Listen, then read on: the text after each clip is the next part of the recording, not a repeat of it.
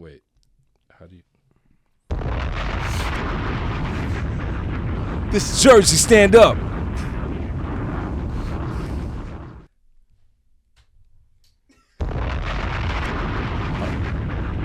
I supposed to go now? Your best Funk Master Flex. Funk impersonation. Master Flex. Shout out to Funk Master Flex. Shout out to Funk Master Flex. An inspiration to everybody on the East Coast, West Coast. I'm sorry you don't get to experience Funk Master Flex. You know what it is when it's 11 p.m. Friday night. You're driving. Yo, there has to be a better way. Better way to get it done. Yeah, if you download it and then you just save it. Like if you screen record it. So this is what I'll do. Yeah, you can screen record it and save it. This is the bootleg way. And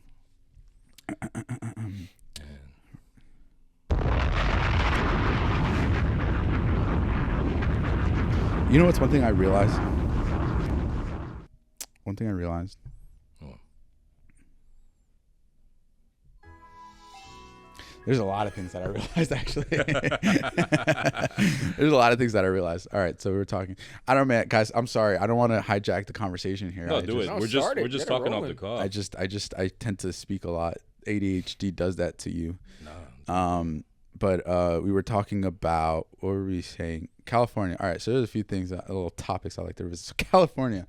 So you're going out there with no intention, just what's going on? What's the plan?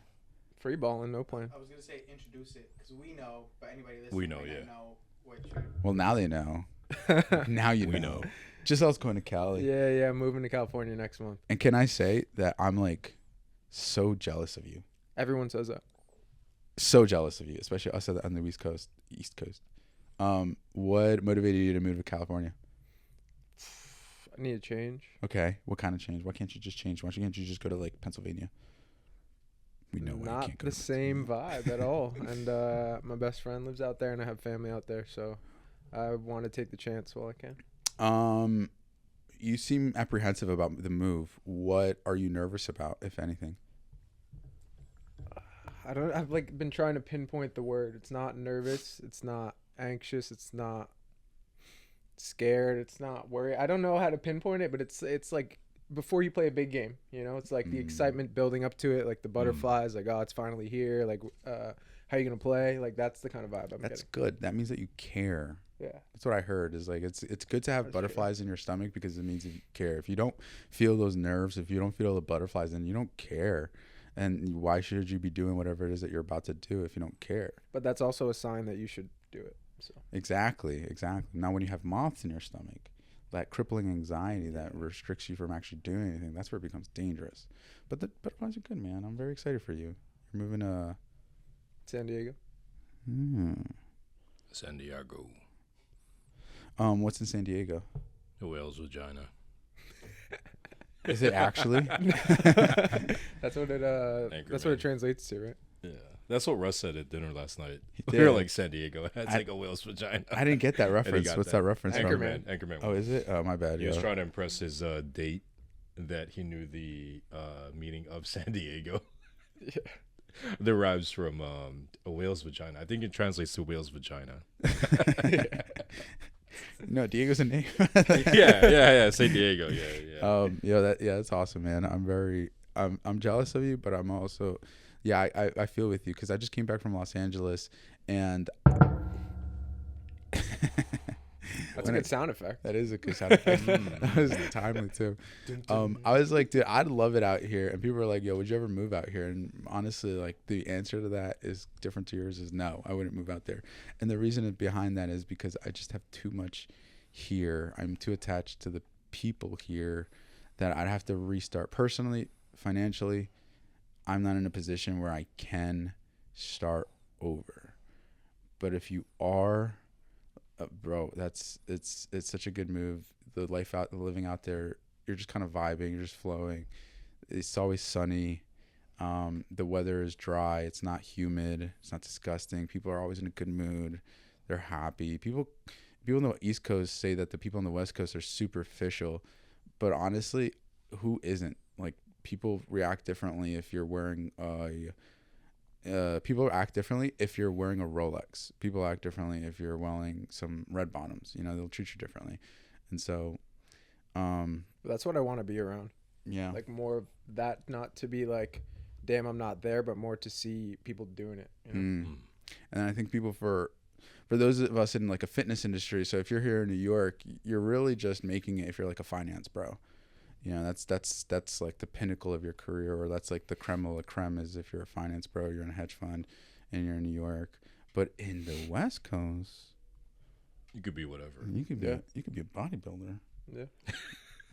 Arnold Schwarzenegger. Full-time job. Personal trainer. Athletic trainer. Yeah. Why? Because people are always taking their shirts off. Yeah. And it's like, yo, try to take your shirt off in the corporate office. That's right. Sexual harassment. You can't. But I get to do it in my profession. Shit, watch me do it right now. I'm kidding. But yeah, it's really cool that you're doing it. I'm very excited for you. So you're just kind of winging it until you get there. I have plans, but it's like, do you want to restart completely into something new, or do you want to just hold on to what you have? I don't like my brain being split into a lot of ways, like one thing, right? So that's what I'm trying to go back to, because in the past, like, I've been into I had my hand in too many things, and it was fun, and it was like kept me entertained and like kept me busy, but is it really as efficient, as focusing in one thing? So trying to weigh out everything as I go. What would that one thing be? Have you thought about it? Don't know, dude. I've been like constantly thinking, like, what am I good at? What do I want to change? What have I done? Like all of those things, and I'm still looking for that one like outlet to obsess over again. It's hard to find, Why not coaching, like one-on-one, remote coaching? I don't care. Personal training. I don't care. Like, it's not this, like, I'll do it, to like, because I've done it before and I'm good at it. Right. I know how it works, and I'll get a paycheck, but like, do I really want to do that? I'm thinking about the next 10 years of my life. I'm not thinking about when I move. So that's kind of where my head is at. Do you think that's what's making you apprehensive, is that you have this opportunity to start with a blank page, create your own image all over again, do whatever you want, but you just don't know exactly what you want that image to look like? And also, I'm sorry to cut you off before I say that, you also have an environment that you don't know what resources are going to be at your disposal. You don't know what image you can create, because you could want to, let's say you wanted to do the remote coaching, but then you get out there and like, that's not an opportunity that's available to you there. Maybe a different opportunity is available to you. So that could also make you a little bit nervous. If I were you, that would make me nervous. Yeah, I mean, I was talking to my mom about this, and she's like, I was telling her these same kind of things. Like, I'm not sure. I'm not really scared. I know I'll be fine and all that. I have people to rely on and help me. Like, that's a big reason why I'm going, because everyone there is like, yeah, you should move and we'll help you. I'm like, all right, fuck it. I have nothing to lose. But she was like, yeah, you're just scared because you want to prove yourself again. Like, you already did what you could in New Jersey, and you did, you got to where you wanted to go. You hit the reset button. Still not working. You're going to hit the reset again. And it's more so like, when you get there, you're scared to like not make the move worth it, What are you chasing? What am I chasing? It's not what I'm chasing. It's more so like, I want to see where my limitations are. That's always what it's been about. You play sports? Yeah. What'd you play? Soccer. How far did you play in sports? Did you get to collegiate level? College, yeah. And then I had a pro trial in the Philippines. I shit the bed there. And then ever since then, I just got into working. So you're used to like the next challenge, like what's next? Like, I've always been like that. Like, my whole life has been at like a fast pace, doing 100 things at once, trying to get things done, seeing where the next target is. So maybe it's just too easy for you right now here in Jersey, because like you already did it. It's comfortable. It's not easy. It's comfortable. Good. Yeah. Yeah. And now you're ready to be uncomfortable again. I need to be. That's how I operate. Let's do coke. It's the only way. Do another shot. Get hard. Yeah, we're not doing coke, guys. This is why Jorge should Psilocybin. not be recommended on the podcast. We got the psilocybin. We got the edibles. We got the bud. We got all that. But I think on a scale of 1 to 10, how difficult was it, or challenging? Not difficult. How challenging was it for you to open up Crank? Took Wait, 5, 6, 7 Can you do me a years. favor? Can you backtrack 1 to 10. and describe, like, I knew you were, So we knew each other because I was a part of the district, which is a studio gym with private training. As I hold this bottle in my hand, and at the time you were also running a very successful studio of private training, but more athletic training. Yeah. Can you backtrack us? What was that journey like? How did you transition out of that? Give us the whole story. Let me give the abridged version. Nah, this is a podcast. We want the long version. Yeah, but I've given this. We got that on the first 20,000 episode. times Oh, already. Yeah, so I want to make it fast. Okay, make it fast.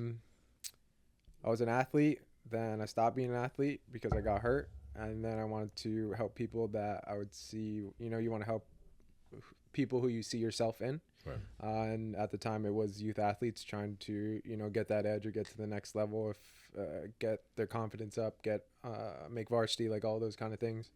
That was really meaningful to me. So I started interning at Crank. Back then, it was just adults training.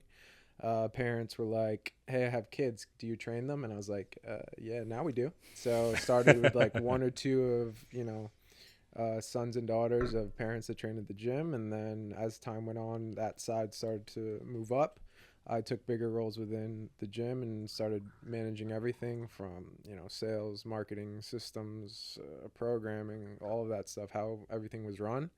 COVID came and it gave everybody a reset. I had that those couple months to think like, do I want to open a gym? Like that was always the goal. I had an opportunity. I was always looking, when your goal is to open a gym, you're always like stumbling on what are those places called? Like LoopNet or like random, right, yeah, places location. looking for property.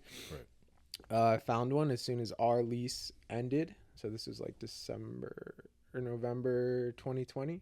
So I would be like training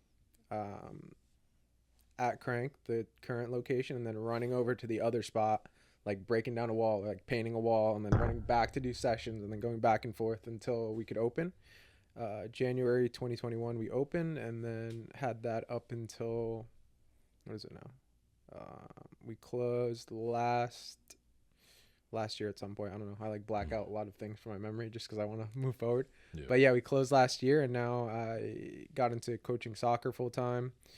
Just stopped doing that because it ain't it for me, and here. So. Yeah, it's kind of interesting. You acquired a business that I don't want to say it was failing because I don't know the exact fundamentals of the business, but it seemed like it was on a downward projection. You saw the challenge. You said, you know what, this obviously has potential, and I'm going to do something with it. Test yourself as an entrepreneur, as a independent business owner, and you did great, man. Yeah, you did great. I think the issue was, I had the goal of opening a gym, which I'm sure a lot of people do. Like as soon as you get into training, like, wow, it'd be so sick to open a gym. Like I'm a trainer, and then obviously you get to business owner, and it's like a whole different ball game where you're hiring, you're managing staff, you're trying to look at all the numbers, you're trying to be in the business but not in the business, you're trying to put out a fire and build a project all at the same time. So all of that stuff is fun, and it helped me learn as a leader and an entrepreneur, but I didn't plan with an exit in mind, and that's where I fucked up. Exit strategy, because I didn't, like, I got to the pinnacle that I was working towards for like 5, 6, 7 years. I got there and I'm like, damn, I'm not happy. What the fuck happened? Like, what's wrong here? Like, I got to the goal. I'm like, why am I not happy? Money was good. I was in a relationship at the time. I had a good staff under me. It was just like, why am I still frustrated? Why am I not happy? What is the next target? Do I open a new one? Do I scale this one? Do I hire more people? Do I get myself out of the business? Do I get myself more in the business? So it was like a lot of that. And then I realized, like, yeah, I need a new challenge. So you hear that, folks? The real reason why he's moving to California is because he broke up with his girlfriend. That was like 2 years ago. Greatness always comes out of breakups. Yeah, greatness always comes out of breakups. I mean, it was like, that's a whole different. No. But, I do have a question for you. Do you feel like you got burnt out? Because a lot of, and so I don't want to talk about myself. I'm really curious to pick your brain. But I was also in a position where I wanted an aspiration. I had aspirations. I wanted to become the top dog. You get to the top dog position, and it's like, great, I made it. But then it's like, then you actually got to keep this shit going. Like, it doesn't actually just stop. And especially when you're young and you're used to like handing in assignments, due dates, things end there. But with like real world, things continue going on. Do you think there was an element of like you burning out of some sort? Burnout isn't the word. I didn't like being tied to my facility as much as I was. Like, I didn't like that I couldn't leave and do other things and still have to take care of it at the time that I was, I just went through a breakup. So, like, obviously I'm free. Like, fuck commitments. I mean, yeah, that was part of it. Like, I forgot, I kind of forgot what else is out there, because to open a gym and to run it, and then COVID and all that shit, like, all at the same time, like, really put me in a tunnel vision for like a long time, from like 20 to 26, 27. And that's like your younger years, that most people like go out and experience things and travel and do all that shit. And I didn't do it. And I was stuck in that, little gym. And I was like, is this really limiting me from what I can do? And if I keep going this way, what's going to happen? That was my thinking at that time. It's just goes to the theme of, like, you think that this one thing, this goal is going to make me happy, you achieve it, and you realize that happiness is a goal within itself. No external factor is going to make you happy. I don't think I've found that yet, where I've gotten to the position where I think this one thing will make me happy and that's it. But kudos to you for doing that, because that's like that's, from what I hear of successful individuals, that's like one of the stages of life. What is getting to that point of achieving your objective and realizing you're not happy. Yeah. It's easier to stay in a comfortable position and not be happy than to change it all again and go, start from zero, which I've been like constantly been doing. Like, I feel like I've been just slapping the reset button every couple months, and then like I'm still not finding that thing, but I'm not stopping. That's the difference. I think most people would just be like, fuck it, I don't want to hit the reset again, it's too hard. I respect that so much. That's like I'm sorry for hijacking, talking so much, but it makes me think of this other thing of like this other video I saw where the guy was like, so many people are caught into this loop where they're comfortable, they're happy, and they don't want to endure the suffering of having to restart and not knowing. So, they stay there until something bad happens. Yeah. You're in a relationship, you're not really happy. Or actually, let's put it this way. You're in a relationship that's okay.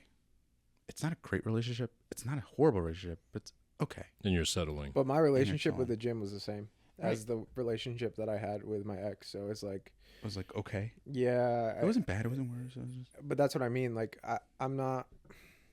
I closed the gym and then I got into like a comfortable type job where things are consistent and I'm coaching and it's like I'm not my own boss and I don't have to like worry about problems on my own. But I realized like going through that's not me at all. Like, I need to be in an uncomfortable situation. I need to be in control of my progress. I need to be able to like work the way I want to. So I mean, I went through it and I don't regret anything. No. But now I just know, like, when you try not to be yourself, it doesn't go well. That's why I say kudos to you for doing that, to being okay with severing ties with comfort. It's hard. I'm not okay with it. It's really hard. I'm not going to sit here and act like I know what I'm doing, because I don't. It's weird where you're uncomfort, whether the discomfort zone becomes a comfort zone. That's what I want. Yeah. And that's where, that's where growth happens. So I'm not going to limit myself from that. Hi. No, I think Jorge has a point, and from what what I'm gathering with Josel as long as I've known him, was that he enjoys challenge, right? Could he open up another business? Yeah. Could he replicate what he did with Crank? Of course. Could he do it on the West Coast? Probably, right? But are you passionate about it, right? What I found, I guess, I get older, right? Passion tends to die out. Yeah. Right? It's fleeting. I was very passionate about Adelante Barbell Club. I'm not famous lifter. I'm not anybody in the scene, but we opened up a place where people can get together, lift, be themselves, very inclusive of like what you said yesterday. And look where it's at now. Am I still passionate about it? A bit, but I'm always looking for the next thing, right? So why not keep that going? Because now it's for the community, not necessarily even for me. It's never really been for me. It's been for the community. Yeah. Right? We're in a service industry. So for me to quit on that would be such a disservice to everybody. And that was part of me closing. Like, I realized I don't know. Like, I haven't talked to a lot of people, but I realized I made a lot of people mad at me. Of course. For sure. And that was like something that I thought about a lot. Like, wow, am I letting everyone down because I'm being selfish in my decision? Like, that's definitely a weight that you don't think about when you're going through this stuff, and you're like, you're younger than these people that you're providing service for, and you opened a business and you did all these things for them, and you don't know how people feel about you and your decision, regardless of all the things that you did and what you created. That's so crazy. We have like two ends of a spectrum here, right? We're a gym business owner, right? You chose the route where I'm going to choose myself over them. I'm going to disappoint them. And I don't think either decision, there's no right decision. Right. People just carry their own burdens. It can be considered selfish or selfless. Right. Like, they depending could on just who be you like a ask. strategy. But that's what I was trying to, like, I'm not giving my best to the company that everyone is going to. So why would I continue it and make it worse? Like, I don't want to do that. I'm not that kind of person. Right. So it's like, still selfless. Yeah, but it's all how people interpret it. But on the other side, right, like, your 10% is good enough for me. So come on, give me your 10%. Keep giving me your 10%. That's true, and that's the fucking Right, thought that's like in my head. Like, oh, 10%. should I have kept it? Should I have That's kept enough. it rolling? Yeah. If you Yeah. kept it, right? Let's say, for instance, just scenario, hypothetical, you kept it. You like challenge. How do you detach yourself from it, from being there on a day-to-day to pursue something else? That's where Because I was at, that's a though. big I was challenge. at that point. Here's what I was going to say to that, though, is that's just not how you operate. I'm not a. You're not a 10% guy. Yeah, it's not a. Yeah, you're 100%. Yeah, That's you're the all thing. in. It's like, yo, what's the point? Yeah, this is it's a cash cow because I make a cash cow. But once I step away, it's not going to be a cash cow. And Could it still be? I don't know. But what I'm saying is, at the end of the day, it was because you had the passion, you had the drive, and when you notice that you don't have the passion, and we're like, yeah, like, I don't need to be here. This isn't. You guys will move on. You'll be happy, and that's totally okay. And you decided to go chase the sun in San Diego, which is gonna make you happy. And it's like, dude, fuck what everybody else thinks. In that case, Yeah. you I know, mean, you're it's happy a couple and you're- things, right? Like, and you're not gonna go It's broke. what you want. You're not Yeah, gonna it's go what you broke, want. bro. You got that drive that you'll never be hungry. that's what I try to tell myself. Yeah. I think it's Think and Grow Rich. It's like, great opportunity is not seen with the eyes; it's seen with the mind. Right. That quote, and then I had a conversation with one of my mentors, and he said that same thing. He's like, most people fail because they're not able to see opportunity. Number one. Number two, if they do see opportunity, they're still gonna fail because they're not willing to take it. And then he's like, you don't have either of those things, so you can keep going. I'm like, oh shit, this guy kind of knows what he's talking about. Yeah. Maybe, Fuck. I guess I gotta we're go along, face a challenge you know? now. Yeah, I mean, ever since I heard those two quotes, it's just like I can't stop thinking about that. And then on the other side of the spectrum, right? You got a guy who, and so I also went through this journey of like losing my passion for fitness. Like, I work out, I go to the gym. But then at some point I started thinking to myself, man, I'm wasting my time here. There's so much life out there to live.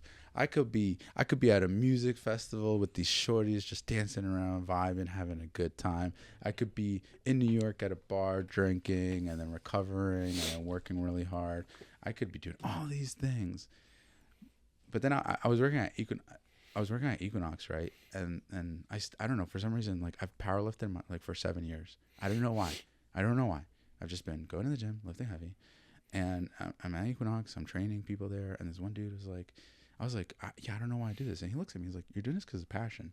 And I'm like, I have passion? I was like, cool. Yeah. But at some point the passion does die, and you stop pushing yourself to newer limits because you don't have that anymore. And so that's why I thought it was fascinating that you think that your passion has died, because your passion hasn't. You're still passionate about people. You're not passionate about me. You know, you're still passionate about fitness too. Yeah, I mean, You still are. I keep joking with Nini. The ongoing joke is, this year's the year I'm going to get shredded, right? She goes, so she answers with, oh, I'm still waiting. Well, you know what's Never funny about happened. that? Yeah. How many others are thinking the same thing? And then once you Yeah. find why this year wasn't the year, and you find that problem and the obstacle and you solve it, then you'll have a solution for thousands of people. But what if you truly don't want to solve it and you just enjoy eating and lifting heavy? That's fine. Yeah, And that's that's just- okay too. That's the solution. Yeah. So there was like a concept of so we understand muscle fibers hypertroph, they grow in size. You may not develop new muscle fibers, but judging by the amount of nuclei in a certain area, you count the cells, and some of those cells, they increase in size. Fat does the same thing. Did you guys know that? It doesn't disappear. It just either shrinks or grows in size, like the BBLs. You're transplanting fat that's already there to cells into an area where it already has those cells in there. But now it doesn't give you an excuse to not work out, because fat works the same way. When you're storing energy, it's going to get larger and larger. In the fact that you transplanted it from another portion of your body, it's not going to be proportionate. That's crazy. I didn't actually think about that, because it is the same genetic DNA. So your body's not going to reject that. It's going to accept it and continue to it. I don't know. Maybe there's it's bioidentical. It's bioidentical. It's there, yeah. You're getting it. Yeah. So it's going to continue. Science of BBLs. Science of BBL. BBL, Drizzy. And so, when I talked to this guy, I was like, so wait, so you're telling me that a person who was skinny and got fat wants to be skinny again may never be skinny again? That's kind of a depressing thought to accept. And he said, well, that's where you have the conversation with your client. You tell them, okay, one of two things is going to happen. One, you're going to accept it and love life the way it is. Or two, you have to change your lifestyle, because you got used to a lifestyle where you were consuming 5,000 calories a day. Your body adapted, created new nuclei, created new muscle cells, and now you got all these additional fat cells. But if you decide to change your lifestyle to where you're eating 2,000 calories a day or 2,500, whatever, anyways, whatever amount, your body will adapt and shrink the size of those fat cells and keep it at a smaller size. But it will come down to that lifestyle change. And that just blew my mind, the concept of like, shit, there are some decisions that you really, there are one-way decisions that you can't come back from. And after the damage has been done, and you look back at like, damn, I used to live this way, I would really love to go back to that way. That's also a hard transition too. But you can't unsee it either. So like for me, it's I've seen what it's like to be an entrepreneur, and I've seen what it's like to be a 9-to-5 wagey kind of person. So I can't go, like, I tried it multiple times, and I just can't go back, because I know how life can be, and I didn't even hit the top. And you got a taste of it. It was good. You got a taste little of it. bit, and it was good. Yeah. So I'm like, shit, like this.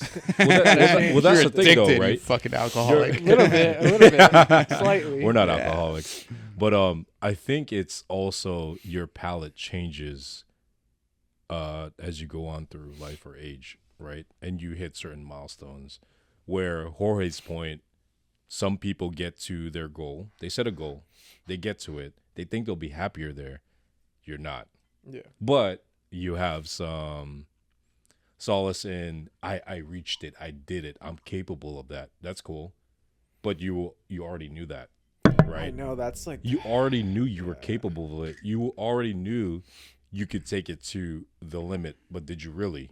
Right? You did it. And if you're unhappy at that point, pivot. But keep that going. At that point, you just have to reignite that passion. And so this is where we draw it back to. We can't force it. No, but you can passion. find that passion again. Like you go back, this is where the golden saying of, when you forget why you're, remember why you started. Remember why you started. And yeah. so that was the journey I went through at Equinox. I'm sorry, I shouldn't say that. I can say the name. Fuck that. Equinox. I was at Equinox. I was a personal trainer at Equinox. And, I started realizing little by little, I was like, damn, I remember I used to love working out. I used to love fitness. It used to fascinate me. But then I got around some higher achieving, successful friends that made me feel like, they didn't make me feel that way. I'm sorry. I let myself feel like I was compared yourself. Adequate. I did. And so,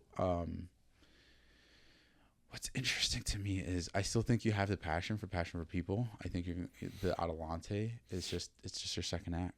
I think that's the crazy part. That's what Russ said. He goes, I think you're just getting through your first act. Yeah. Your second act hasn't hit yet. Well, actually, funny enough, I have an interview with Equitable Advisors on Monday. So maybe I step back into the financial advisory business and then that's my second act. Well, either way, one of them is for the passion and one of them is for the money. And then there's that concept too. There's like an early mentor of mine told me when I was majoring in college. I asked him, what should I major in? He said, major in something that makes you money. And so that's where you get all these finance bros who are miserable because they major into finance, but then they're upset that their lives consist of Excel sheets. But then you got people who actually really enjoy it, and that's kudos to them. And kudos to both of them. But my point is, the other advice I said is if you don't, oh, I fucked that up. You said you said first major something you love and then hope it makes you money. And if what you love doesn't make you money, major in something that makes you money so that you can do what you love and not worry about money. Correct. Yeah, that's what it was. So like all you finance bros, find what makes you love and do it. No, because like if you can truly take the last 4 hours of your day after a 9 to 5, or nowadays it's like a 7 to 6. And you could take those last bit of energy that you have to work on something you're passionate about, then that's what you should lead towards. Like, you all know that I was a dialysis technician or even a director at a dialysis unit, and I would take that time to build the gym. Did I have much time? No. Did I want to sacrifice sleep? No. But I did, right, to get to this point. And why did you do that? Because I was passionate about it. Exactly. Right? But then, like I said, with the fizzling passion, I guess that was the wrong way to say it. It doesn't go away. It turns into something else. That's like everybody that comes in, I love catching up with them. Like, to them, they haven't seen me in a long time. Or to me, I was like, oh, I see them all the time. But I'm always excited to, catch up, get to know them, and build that personal relationship, right? Because what I found was anywhere anybody goes, they have an emotional connection to it. So I would ask you, why Adelante? And you also, why Adelante? Because it's Michael Adelante. No. But what kept you coming back? Michael Adelante. Yeah, I would agree. It's Michael Adelante. And let me, and this is where I got to shock you, because yes, you've never lost that passion for people. I still know you as the same Michael Adelante that I knew when I walked in 2017. Mm-hmm. You were greeting me with the same open smile. And the crazy thing is I see that same smile when a new person walks through those doors. Mm-hmm. Like, holy shit, who's this new person that's coming in? Like, oh, great to meet you. Which is so ironic that I'm drawn to that. Mm-hmm. Because when I see new people, I'm like, who the fuck is this? Like when I do realize that when Adelante moved, right, and I guess some people did leave, they left just for the simple fact that, oh, I don't know anybody there. There's all new people. And I go, if you were truly about it, right, wouldn't you be happy that we're growing and you're seeing new faces? But that's okay, right? If they're not, cool, right? Probably better that you're not there. And that's okay.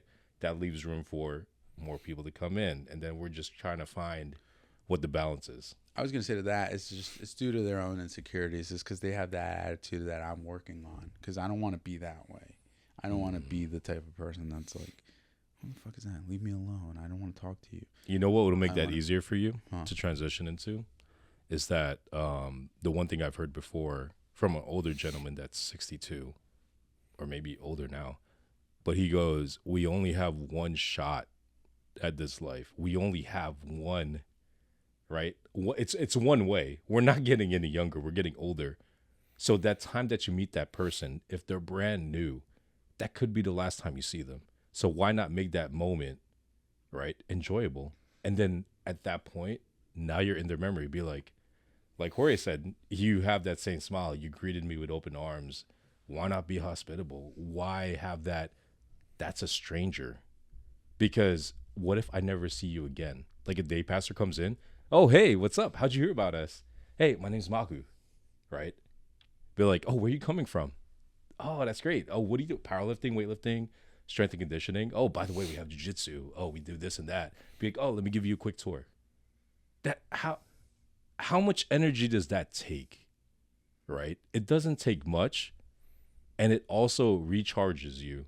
Even if you're an introvert or extrovert especially, that will recharge you. Introvert, maybe not, but you could be able to work on your skills, like soft skills. You could see people's body language. You could see how they respond. You could see how their eyes light up when they see the space. Well, Jorge was saying we should probably readjust the gym and, but we'll get to that. But yeah, it's like you only get it one shot at this life. So when you pass somebody by, why not make it a nice experience? Right? When somebody cuts me off on the highway, I go, that's okay. Wherever you have to go is probably more important than where I have to go. And that's okay. Even if where I have to go is important. That's why I gotta glaze you on that, man. That's so unique. Not everybody thinks that way. I didn't think that way. Yeah, because it's like, how would you want to be treated, right? Like so for instance, right, my Starbucks, I ordered it. I waited 20 minutes.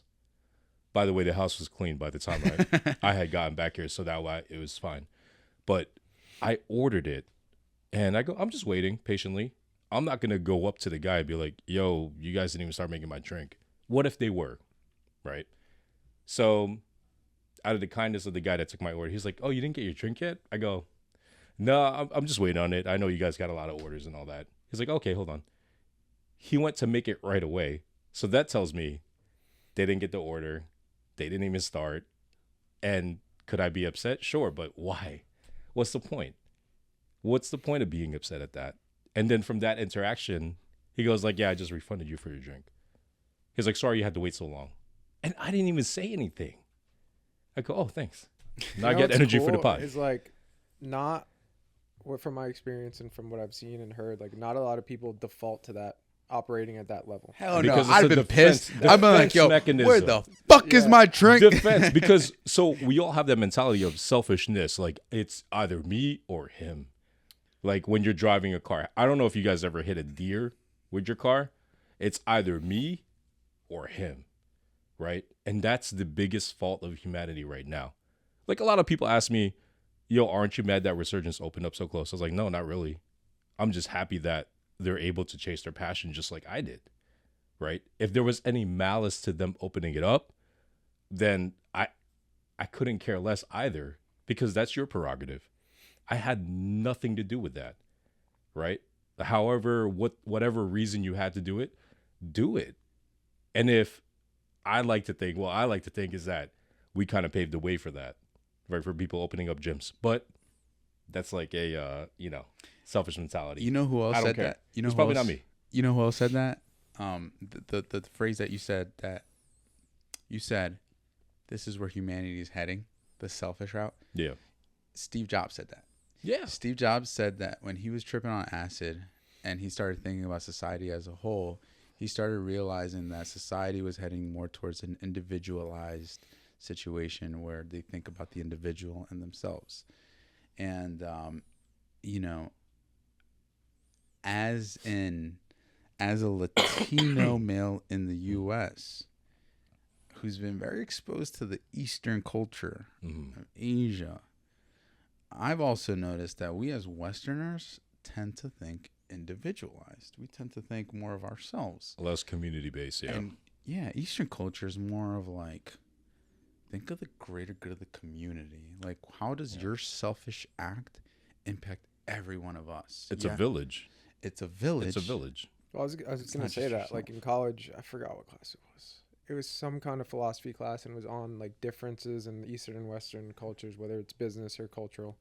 And one is like, Westerners will probably opt to put their grandparents or parents in a nursing home. What do Easterners do? They live with them. So and then they take care of your kids and all that stuff. So that's just like another thing that I don't know. You have to pay attention to that stuff. Those small details. Yeah. It's about the others. It's about the people that have paved the road for you, and you pay you pay homage. You honor them. Yeah. Their sacrifices. It wasn't easy for them, and that's the way that my parents taught me also. So that's why I guess I've been attracted to Eastern culture more than Western culture. Right. The other thing was like, for example, okay, so I dated this Chinese woman. Well, real quick, sorry to interject, but not just Eastern immigrant. Well, it depends on where you're immigrating from. Yeah. The reason I say that is because like the Middle East is also the same, but then you got like the East, and it kind of fits in, so East still works. You got like the Latino culture, who's like, right? But they're still very community family Right. based. Right. That's village based, because there's always like a little Koreatown, right. you know, right? Little Tokyo, Elizabeth, known for the Hispanic community there. Right. The Hispanic community. Filipinos or Indians in Edison, like stuff like that, right? Because they're very community based. Yeah. And not to say anything about the other cultures. It's just, hey, listen, we're talking about our cultures, all right? Right. Go listen to your own fucking podcast. Anyways. We're minorities. My point, though, is, so like what I was saying about dating a Chinese one that was really shocking to me is one of the mannerisms that she taught me was like in Chinese culture is when you're pouring tea, you pour the other person first and then you pour your own. In Japanese culture, because I also work for a Japanese company, when you are like low, I don't want to say lower in the ranking, but when there's like a chief in command, like a higher ranking manager, officer, whatever, director, executive, the lower level will offer to do the more minute details, such as pushing the button in an elevator. That's where the lower level, that's what they do. They give themselves up to the higher, and it's not to glaze or to suck dick. It's just as a matter of respect for the sacrifices that you've done, because at the end of the day, you're also here till 10 p.m. doing your duty.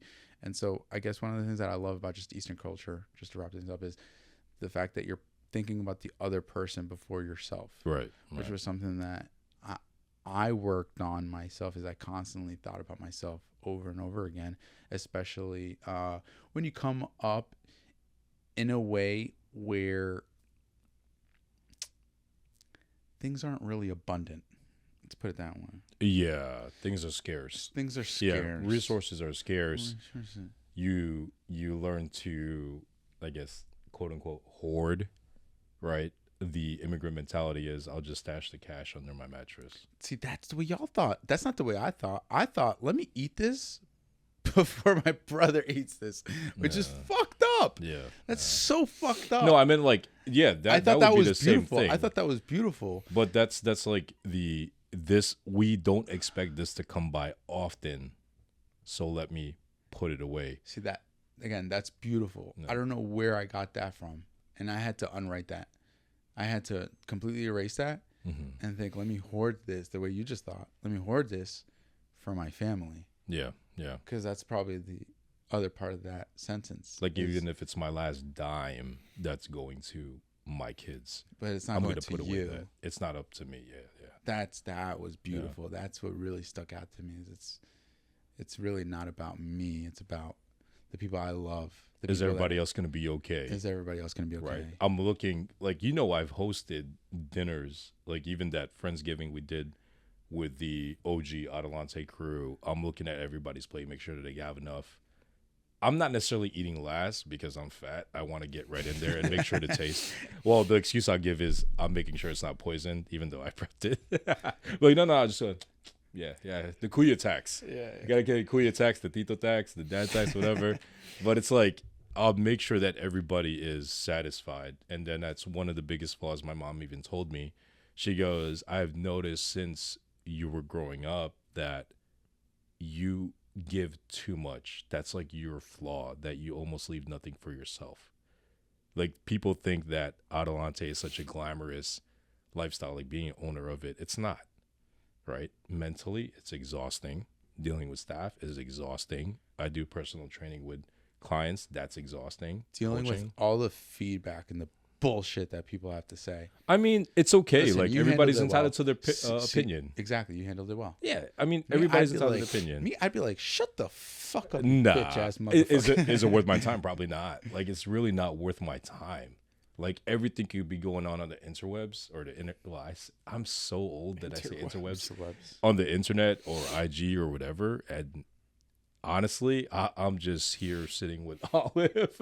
Like, it's okay. Like, it's okay. It's part of it. You It's signed up part for of it. that. It You comes with the literally territory. signed up for it. Yeah, because of the territory. And see, that's why I say Adelante. Like, people sign up to Adelante because of Michael Adelante. Because, you know what they say, the speed of the group is determined by the speed of the leader. And so the way that you lead this gym is that let's not think about our individual selves like other gyms do. Right. Where especially in bodybuilding, not to talk shit about bodybuilders, but you're thinking about like, how is this going to affect my macros? How is this going to affect my true, though. sleep? How Yeah, is this going to selfish sport. very, selfish sport. very. Oh, you You need have to to be be. to You win. have to be. Yeah, And you You have to be. to win. And you That's have part to of be. it. Yeah. Yeah. It's a You have very to be to win. disciplined, regimented sport. It's very all hats off to them. However, And they need to do it fast. and then you do it. And that brings me to the quote on their website that I've never taken down and plan on keeping it there forever. African proverb: if you want to go far, go together. If you want to go fast, go alone. Right. Yeah. And so that's where I'm speaking to your ability to create such a community where, you go to Adelante and I walk in, I'm saying hi to Evan, I'm saying hi to you, whoever the fuck is behind the desk, Zach, I'm saying hi to them. Like, I know them by name, and I'm not the only member that knows them by name. And maybe a member has a favorite staff employee, and then you go in there and then somehow you've become friends with some guy that lives next to you. And now it's Thursday and your favorite colleague is there and now you're having fun, you're bullshitting, you're talking. It's been 3 hours. You're supposed to go to the home like an hour ago. This session takes longer than it should. It takes way longer than it should. Aki's face. Yeah. That last post. You're like, yeah, I gotta go home, man. I got work to do. I got all this toxic behavior that I got to abide by that was given to me by these external factors that I get to forget about when I walk through these doors. Right. That's what you've created there. And it speaks for itself. That's why I'm very excited for this rebuild. we gotta talk that over with Evan, obviously, because Please do. have you looked at the space though? Yeah, we do have the space to do what I initially thought, like putting even the turf there by the wall. But like you said, you didn't want anybody stretching out and staring at somebody's butt while they're squatting. Right. So put the turf up in the front and all that, and then just kind of now it opens up the middle of the floor way bigger. Yep. Right. And then we don't have to do much moving for the meat as well, because we still have that back row of racks. We still have the combo plates there. We still have a deadlift platform they can warm up on that we don't have to move anything. Yeah. If that. Yeah. And we could just set, when we do a meet, right there in the center already. Yeah. Maybe move a deadlift platform here or there, but that's it. And then as you accumulate capital, what you could do is you can invest in lighting. I think lighting is another very important factor. I know. Yeah. But dude, this fucker from fucking Michigan who's But a it's fucking lawyer doesn't want to invest in it. distracting. It's distracting. But you know what it is? It's in wrestling. Like, I'm taking elements from wrestling, Right. also from going to the gyms, other gyms. and Wait, stuff. what kind of wrestling? Oh, WWE or like folk style, Greco? folk style. Okay. Folk style. Yeah, exactly. So you know your stuff. Yeah. Greco wrestling is when you're only allowed to take the other opponent down with upper body. Folk style, you get to shoot for the legs. You get to Right. attack. Right. Yeah. And so what they did in wrestling is the junior varsity, they get the regular lights. So everybody wrestles, whatever, you face each other. But once varsity comes about, they dim the lights, especially if you go to a wrestling school, a school with a very good wrestling program. They turn off all the lights, and then they drop down Spotlight. one spotlight Yeah. that shoots down in the center of the light. And I just think that really does a good job at honoring all of the effort that these two warriors Right. have put in outside of the mats. Like what they try to do at powerlifting meets. Yeah. Yeah, powerlifting meets a little different. Powerlifting meets, like, that's why I think, like, if personally, like, if you were when you're running your powerlifting meet, the thing that'll differentiate you is if you do that same effect where you put a spotlight on them. Powerlifting meets, they kind of like shoot a bunch of fucking lights in you because they want to make it look good for social media and shit and pictures and stuff. But you got that one spotlight. It's kind of like nothing else exists except for whatever is being shined upon. But what about making it look professional? That's like one of the biggest things, because you look at the IPF. Yeah, that's where the caveats are. Right? They go, it looks as if it was an Olympic event. It's not, but it looks as if it was an Olympic event. The weightlifting, if you caught any of that, there's no flash. It's just you on stage with a clean background, silence, right? But I guess the trend that powerlifting is going to is you need hype. Yeah, well, Yeah, that's a different culture. Right, It's not different golf. culture. The golf Yeah. culture, like It's not golf. PGA and It's Live still is golf. different. Yeah. Yeah. And what I was going to say is, like, going back to a book I'm reading, Fascinate, which is a really good book. You should totally read it. Oh, I think have you'd it, by enjoy the way. I Yeah, ordered man. it. I have it. I Dude, haven't cracked it open It's yet. so good. It's so good. Yeah. One of the things they talk about is one of the things that makes a brand super successful is not, it doesn't even have to be the quality of the product or service they're providing. It's just how different and how fascinating is it? So even though the direction of certain sports are heading towards this way, being different can be a good thing. You can differentiate yourself by having the spotlight on the power lifter. And then, and that goes back to feeding into what you were talking about, the individualist and the selfishness. The people care about themselves. Now they got the spotlight on them. So it kind of appeases both ends. On one end, you're very different from the rest of them. So Adelante powerlifting means will always be different, which it always has been, by the way. A little bit. And on the other end, you get to support this individualistic mindset of, I want the attention on me. All right. Because they get the spotlight. Again, you want to make them feel like the star of the show Mm-hmm. at that point because you work so hard. Typically, it's like, 12-week, 14-week blocks. You worked hard for 3 months. Now you're here to show out. But that's the difference, though. If you're describing it to people, like, why do you do that? Why do you do the spotlight? Then you say that. It's to honor people, not to highlight, like, oh, this person's the most important person in the room. Exactly. Their work is important, Their not work, them. yeah. So I think the fascinating thing about brands is, like, why your brand does this. Right. Because everyone's going to like it or they're going to hate it. But the people that like it are going to love it. That's what makes the brand successful. I think the athletes are going to love it. Yeah. It's like, oh, man, now I'm being appreciated for the work that I put in. And I could show whether I succeed or fail. Like, imagine failed lifts, right? Oh, kind of embarrassing. You get to take it two ways. I'm embarrassed that I missed, and the attention was on me. Or you could be like, I tried my best. When you ask somebody how they're doing, oh, I'm doing my best. Yeah. Right? But then you still give them that opportunity to shine. I mean, what's cool psychologically is, since you mentioned wrestling and you still, like, I'm assuming high school, like, that's when you wrestled? Yeah. So you still think of those moments, like when the light turns on and I'm underneath and I'm on my back, or I'm on top of them. Like, you have those, you're feeling something right now. Dude, like a super fight. That's what I mean. So for me, it's like lights on the soccer field when it's all dark outside and I can smell the air, I can feel the turf, I can feel the wind, I hear the noises, national anthem, I see the lights, I feel a certain way. So if you can, like, kind of project that, psychological response in someone, like, all right, spotlight. I can hear the plates. I don't know. It, like, gives that flow state. And so in that book, Fascinate, again, he goes to, like, talking about, like, the emotion. And that's the emotion you get. You get the vibe, right? You're smelling the grass. You can smell the grass. You can feel the crisp air. Grass. You're like, wow, this is different. Yeah. This is actual grass. This isn't turf. Yeah.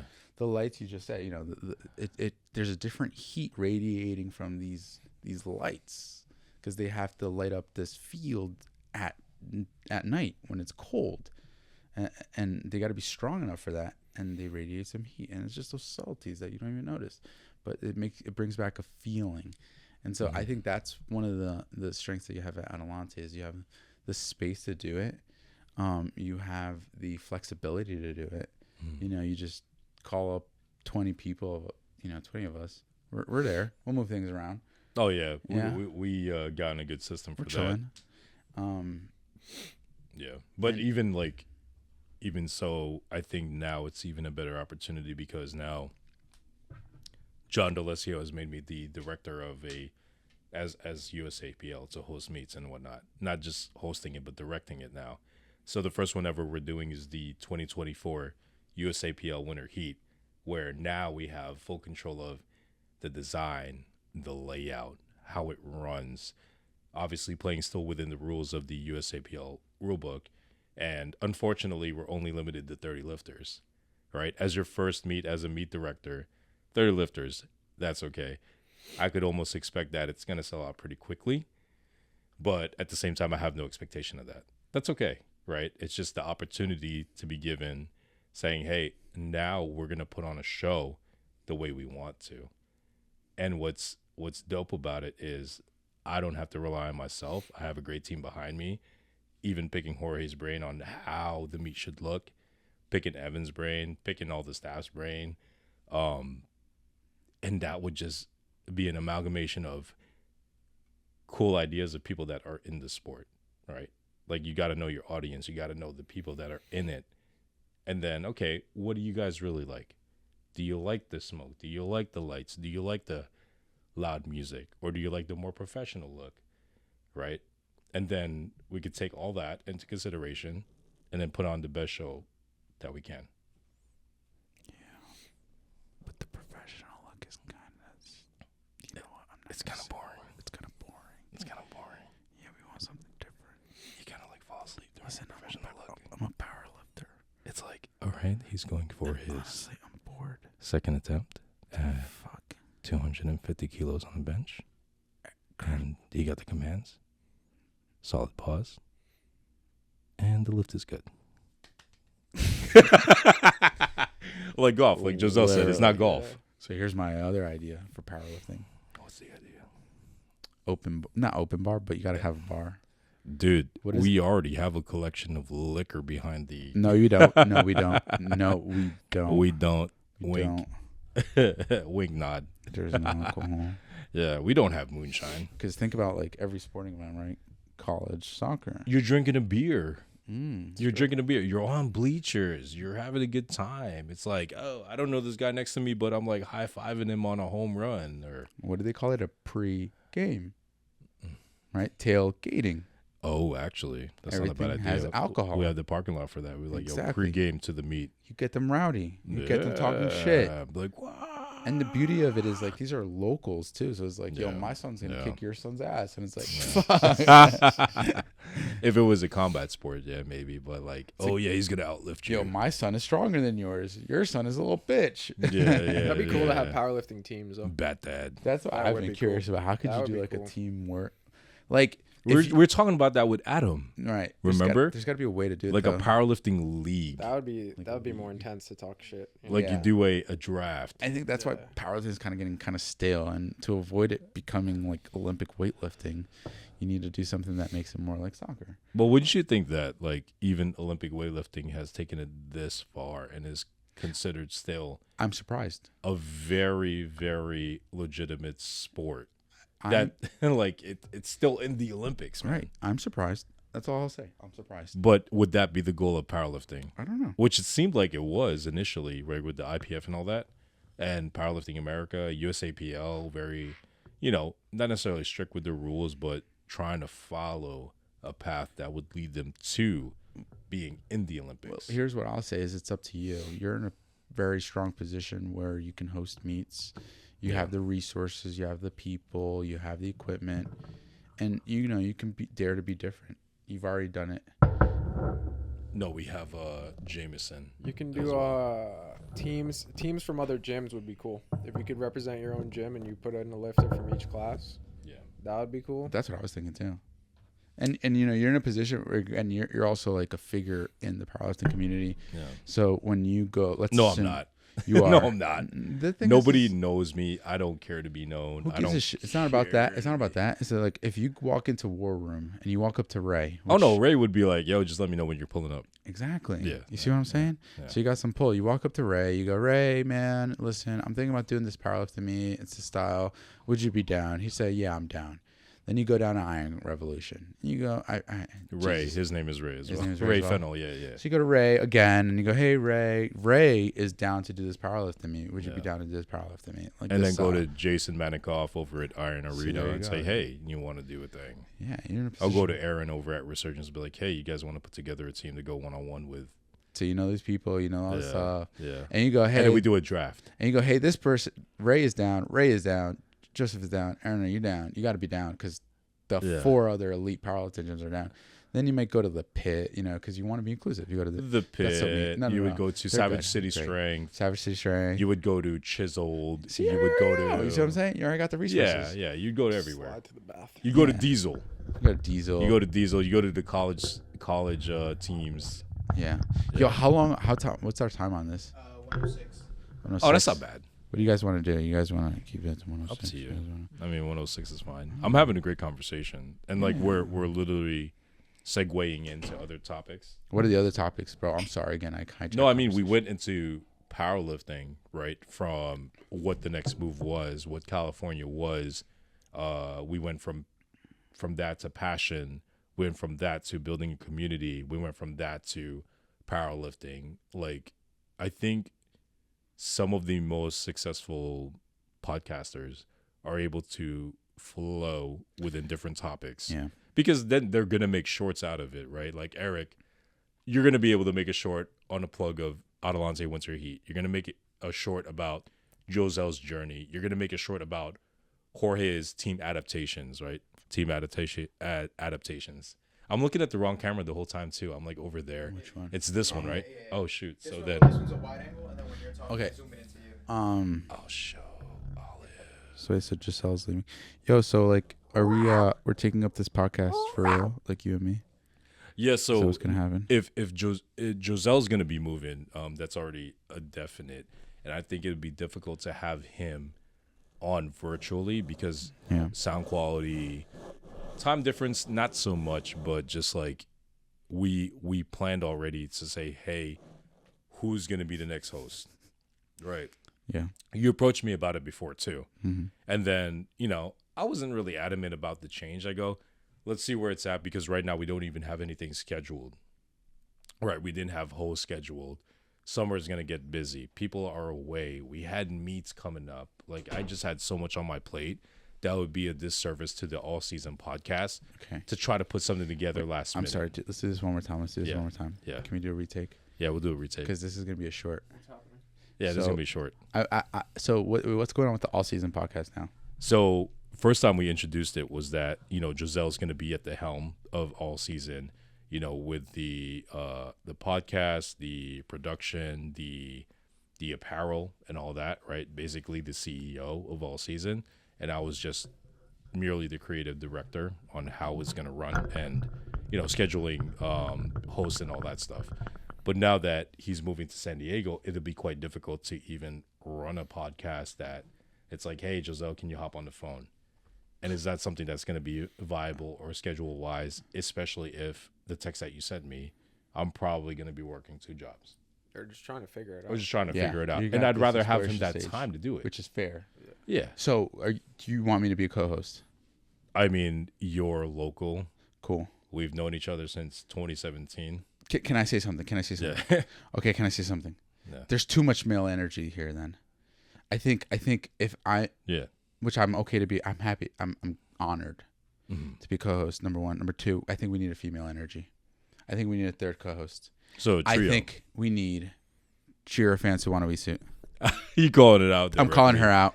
That's funny. Hop That's on the funny. pod. We need a trio. OG Adelante. Oh, man. That's what I'm funny. talking about. That's funny. Yeah, I did that. I fucking did that. I asked her to, Yeah. and she said no. Yeah, of course she'll say no. She said no. You know how she is. You kind of just have to invite her over and be like, hey, we're going to do a quick show. No. Surprise. Surprise. She's like I don't feel like it. Oh, no. I think, like, they just have to warm up to it. And to your point, too, You're right. 3 You're different right. perspectives is good because you guys are different age groups. And you're right. You're right. It is intimidating being in front of the camera. Yeah. It is intimidating, talking your mind out and being Right. judged, being exposed. Right. That's a lot. It's a lot of pressure. You never get used to it, really. I got used to it. Really? Honestly. Yeah, I'm used to it, dude. I'm still nervous. Dude, you'll get used to it. Honestly, bro, you'll get used to it. Yeah, YouTube comments go crazy, dude. They'll Yeah. complain about what was that one thing you remind me of? I look like Michael Jackson. I cut my hair one time. Somebody said I look like Michael Jackson the other day. What? Somebody was talking about my armpit hair. Like motherfuckers will talk about the weirdest shit No, my out there. favorite one was you gave some advice. Somebody literally just commented, "Bro, I'm so happy you're not famous." Yeah, yet." yeah. That's it. Wow. Yeah. You got haters. I know. Dog. You're making it. Dog, these motherfuckers. So like it could fuck you up. Yeah, But on the yeah. other end, like I thought it was kind of as you're going along through it. If you don't have haters, you're not doing something right. Yeah, but as you go along, listen, the way I'm saying it is Armpit hair.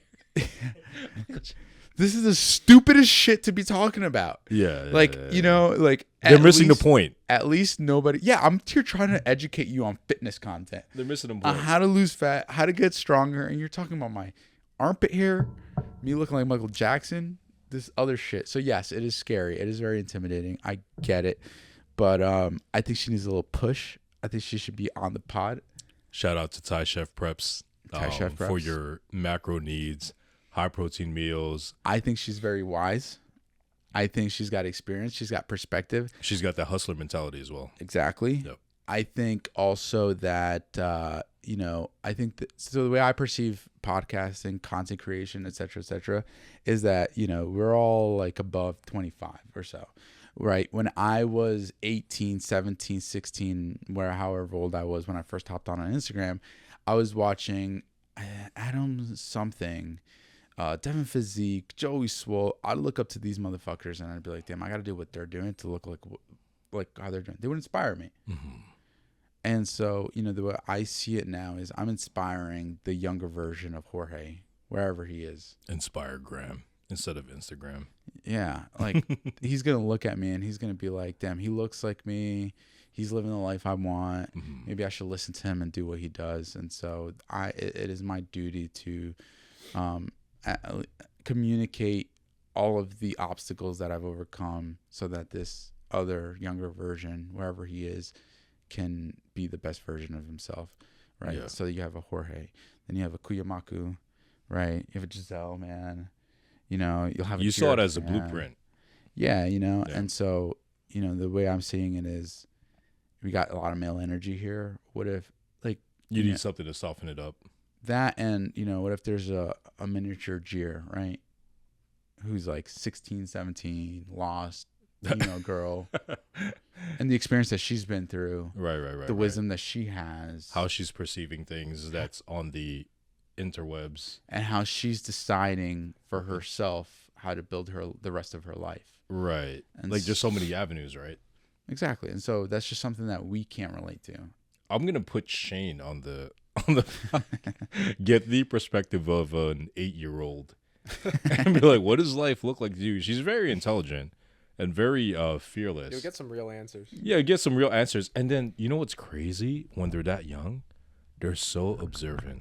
Oh, yeah. They're so observant. They'll memorize it. Like, you can't get away with anything. They're going to know and be like, oh, that's crazy. That's not what you said on the last episode. That's not what you said. Yeah. Like, oh, because it brings me back to what does mom say when she's driving? Oh, fuck shit go. Like not in the same the rhythm, but like fucking shit go. Yeah. Like just for her to repeat that, she knows. Or the other one where you leave the water bottle downstairs and like, oh fucking shit, right? Comes back and then you have her repeating, oh fucking shit, fucking shit, fucking shit. It's like, oh shoot, they absorb they hear everything, they see everything, and they're very capable of emotion, like how you're feeling, right? So same thing, like if we get a younger person on here, they're gonna be like, you guys aren't doing so hot, you sound weird. Yeah, why didn't that sound dead? Like they'll tell you how it is without any I just realized filter. I said Giselle, but I meant Josel. It's fine. I just wanted to. I'm sorry. It's been butchered 1,000 words. I'm so sorry. Josel. Yeah. I want to hug you right now. Josel Mateo. Can I hug you? Do it. Oh, thank God. We got real close to getting Dallas on one episode to getting his shirt off, but he did it off camera. Okay. I think you could do it now. So I can get you to take your shirt off. Take your shirt off. Yeah, my Venmo is Josel M. Mateo. Yeah. You want to take the socks off and show PayPal. feet? Let's do feet pics. I'll say, man, is you're taking a major leap moving to the other side of the continent. You have some resources, which puts you in front of people who have done it without any resources, which is great. I'll see some people and I'll look at them and I'll be like, yeah, you're fucked. You're not you think that move's gonna change you? Nah, probably not, dude. Yeah, you should look probably out there. Or like you got some dude saying, oh yeah, I'll move into, let's just say Texas, right? Building the hype around it and be like, oh, I'm gonna do it, and then you don't, and it's like, okay, was that really gonna change you? And then now you're back where you started, right? But you're actually moving forward with it, and you're gonna make something of yourself out there. That's what I was gonna say. Is you're not one of those. you're a doer. You're a doer. You talk it, but you also walk it. Yeah. That's what I've known about personally. You. I feel like you walk it more than you talk it. 100%. Walk it like I talk it. Yeah, like this motherfucker was in there supersetting deadlifts and bench. Oh, bro, 'Cause he's he had in there, appointments. and then he's back to crank. I'll be like, oh, yo, workout today? Yeah, I gotta head over to crank afterwards. I'm like, he's so regimented. Yeah, and I was just like, yo, you fucking psychopath. Who the fuck does that? Yeah. I would do that. But I'm a fucking psychopath. Exactly. I know I'm crazy. Do that. Yeah. Yeah, I'm crazy. Like, I know I only do that because I'm crazy. I'm not going to say stupid. I'm going to say crazy. Like, I'm a lunatic. But you know Yeah. what Steve Jobs says? It's the crazy ones that think that they can change the world that ultimately do. Yeah, that they do. That's like you being up since 6 a.m. yesterday, but still making the time to come out to dinner with Russ and I at LV Sushi because he's leaving for, LA. And then it came to the end where Russ had to go home. It was already like 11 o'clock. Like the place has been closed since 10 o'clock, mind you. Oh, I didn't know that. Did you know that? No, I didn't But know they're that. not going to kick you out. They're so polite. I love those people. Like we were there well beyond 10 o'clock. It's 11 o'clock. And Russ was like, all right, I eventually got to get it home. I don't want to keep you guys from raging all night. So we get out there and I go, yo, just one drink. Let's go to Sisangha. Let's go to Exit. And then he goes like, all right, just one drink. He was like, but you also look like you want to go home and sleep. And I'm like, I do. All right, so let's just part ways here and go home. And then be refreshed for the podcast and, have the energy to do so. Yeah. Smart move. Yeah. Smart We're all thinking. crazy in our own way. We're all crazy in our own way. Yeah. Yeah. Like, yeah. So, I think that's a good point to end it there. Yeah. I mean, what time are we at, Eric? 118. 118. That's not Mm. bad. Yeah. That's not bad. Your face to the mic. dude, it's comfortable, man. I don't know what to tell you. Can you fit your mouth around the? No, I don't want to do that. It just feels like a good itch. Like it's satisfying. I'm gonna have to extra disinfect these mics. Yeah. Wait, we all have chin. So try Josel. It feels kind of. Try- I'm telling you, it feels kind of good. That's kind of relaxing. You want to throw this in the That's wash real what I'm quick saying, bro. afterwards? Wah, wah, wah, wah. Listen, Guys, I'm gonna be honest. I got a little drunker than I wanted to. that was It's 3 doubles 2:00. that we drank. Josel I took know, his like- soju. I didn't even realize. No, he's waiting on his second one. Oh wait, no, that's actually in there. Mm-hmm. Okay. Well, I didn't want Some- to headbutt the mic. Somebody. I'll at finish some the point- drink with him. Listen, if your Saturdays are not looking nice at the That's a good gym, flavor. What is that? you know who you have to hit up. John D'Alessio, I see you.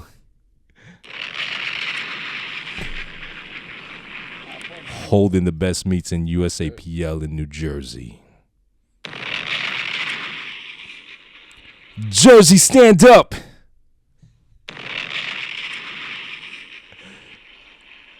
If your squats are high, you get in a red.